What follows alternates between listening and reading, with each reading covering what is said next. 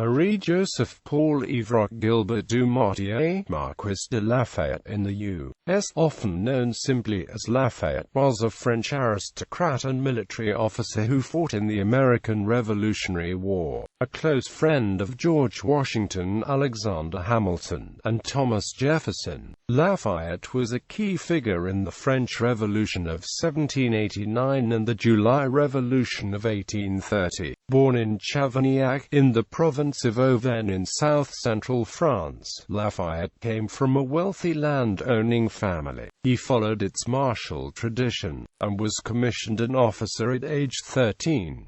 He became convinced that the American cause in its Revolutionary War was noble, and traveled to the New World seeking glory in it. There, he was made a major general, though initially the 19-year-old was not given troops to command. Wounded during the Battle of Brandywine, he still managed to organize an orderly retreat.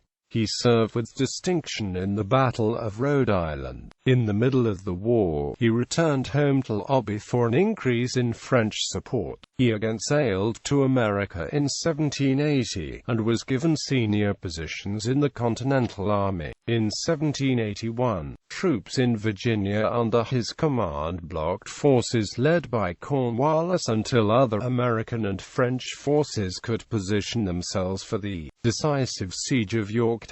Lafayette returned to France and, in 1787, was appointed to the Assembly of Notables convened in response to the fiscal crisis. He was elected a member of the Estates General of 1789, where representatives met from the three traditional orders of French society: the clergy, the nobility, and the commoners.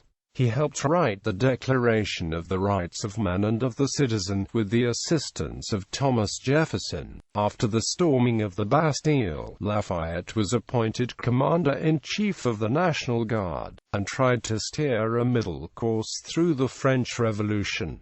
In August 1792, the radical factions ordered his arrest. Fleeing through the Austrian Netherlands, he was captured by Austrian troops and spent more than 5 years in prison. Lafayette returned to France after Napoleon Bonaparte secured his release in 1797, though he refused to participate in Napoleon's government. After the Bourbon Restoration of 1814, he became a liberal member of the Chamber of Deputies, a position he held for most of the remainder of his life. In 1824, President James Monroe invited Lafayette to the United States as the nation's guest. During the trip, he visited all 24 states in the Union at the time, meeting a rapturous reception. During France's July Revolution of 1830, Lafayette declined an offer to become the French dictator. Instead, he supported Louis Philippe's king,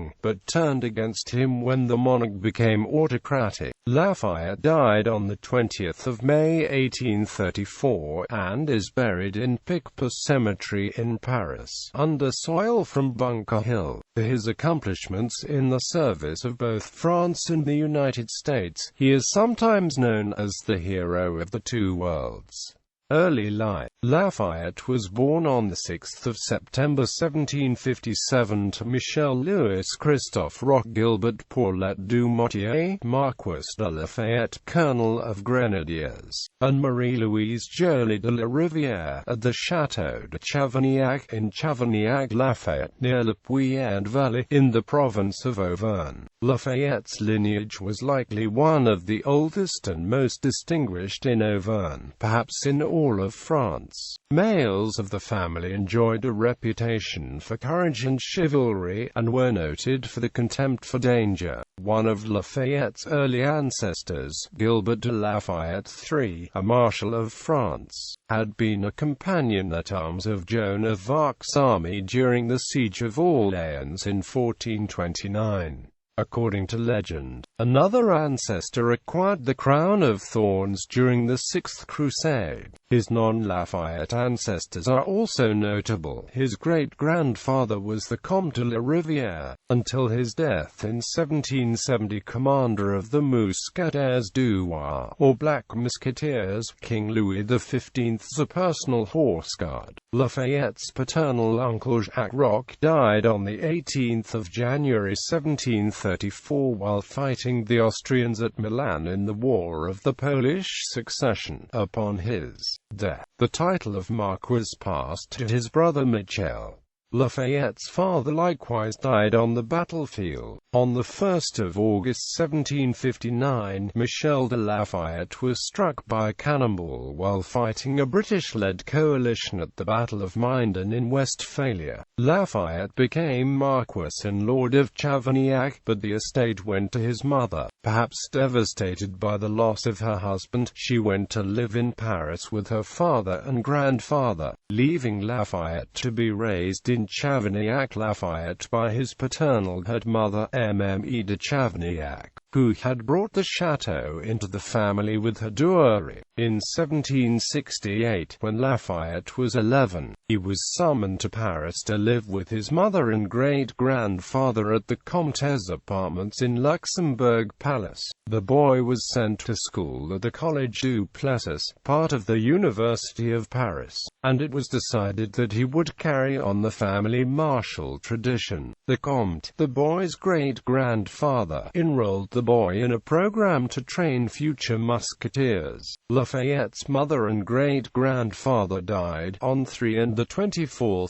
April 1770 respectively, leaving Lafayette an income of 25,000 livres. Upon the death of an uncle, the 12-year-old Lafayette inherited a handsome yearly income of 120,000 livres. In May 1771, aged less than 14, Lafayette was commissioned an officer in the Musketeers, with the rank of sous-lieutenant. His duties, which included marching in military parades and presenting himself to King Louis, were mostly ceremonial, and he continued his studies as usual. At this time, Jean-Paul François de Noailles d'Aryen was looking to marry off some of his 5 daughters. The young Lafayette, aged 14, seemed a good match for his 12-year-old daughter, Marie-Adrienne Françoise, and the Duc spoke to the boy's guardian to negotiate a deal. However, the arranged marriage was opposed by the Duc's wife, who felt the couple, and especially her daughter, were too young. The matter was settled by agreeing not to mention the marriage plans for 2 years, during which time the two spouses-to-be would meet from time to time in casual settings and get to know each other better. The scheme worked. The two fell in love, and were happy together from the time of the marriage in 1774 until her death in 1807. Departure from France. Finding a cause after the marriage contract was signed in 1773, Lafayette lived with his young wife in his father-in-law's house in Versailles. He continued his education, both at the riding school Versailles and at the prestigious Académie de Versailles. He was given a commission as a lieutenant in the Noailles Dragoons in April 1773, the transfer from the Royal Regiment being done at the request of Lafayette's father-in-law. In 1775, Lafayette took part in his unit's annual training in Metz, where he met Charles-François de Broglie, Marquis de Ruffec, the Army of the East's commander. At dinner, both men discussed the ongoing revolt against British rule by Britain's North American colonies. One historiographical perspective suggests that the Marquis was disposed to hate the British for killing his father, and felt that a British defeat would diminish the nation's stature internationally. Another notes that the Marquis had recently become a Freemason, and talk of the rebellion fired his chivalric, and now Masonic, imagination with descriptions of Americans as people fighting for liberty. In September 1775, when Lafayette turned 18, he returned to Paris and received the captaincy in the dragoons he had been promised as a wedding present. In December, his first child, Henriette, was born. During these months, Lafayette became convinced that the American Revolution reflected his own beliefs, saying, "My heart was dedicated." The year 1776 saw delicate negotiations between American agents, including Silas Deane and Louis XVI, and his foreign minister, Comte Charles de Vergennes. The king and his minister hoped that by supplying the Americans with arms and officers, they might restore French influence in North America, and exact revenge against Britain for the loss in the 7 Years' War. When Lafayette heard that French officers were being sent to America, he demanded to be among them. He met Deane, and gained inclusion despite his youth. On the 7th of December 1776, Deane enlisted Lafayette as a major general. The plan to send French officers to America came to nothing when the British heard of it and threatened war. Lafayette's father-in-law, de Noailles, scolded the young man and told him to go to London and visit the Marquis de Noailles, the ambassador to Britain and Lafayette's uncle by marriage, which he did in February 1777.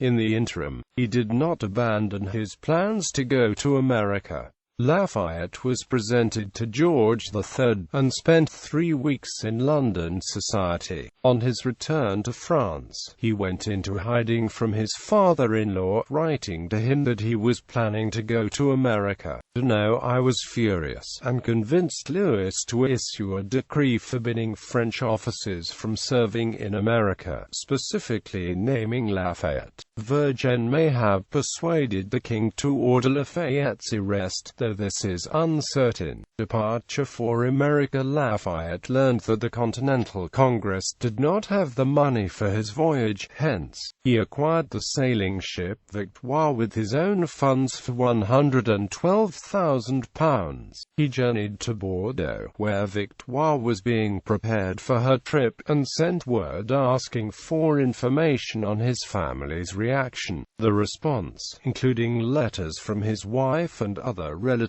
threw Lafayette into emotional turmoil. Soon after departure, he ordered the ship turned around and returned to Bordeaux, to the frustration of the officers traveling with him. The army commander there ordered Lafayette to report to his father-in-law's regiment in Marseille. De Broglie, who hoped to become a military and political leader in America, met with Lafayette in Indiana, Bordeaux, and convinced him that the government actually wanted him to go. This was not true, though there was considerable public support for Lafayette. Indiana, Paris, where the American cause was popular. Lafayette wanted to believe it, and pretended to comply with the order to report to Marseille, going only a few miles east before turning around and returning to his ship.